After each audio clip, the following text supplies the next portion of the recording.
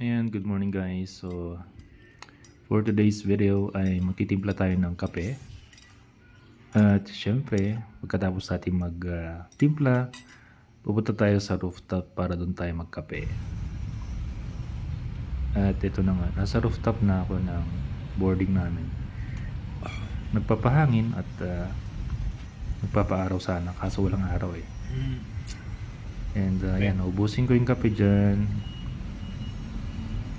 hanggang sa maubos na nga. Katapos nito ay tingnan natin yung mga tinanim ko na pechay at kangkong. O kumustahin natin yung mga halaman. And so tapos na.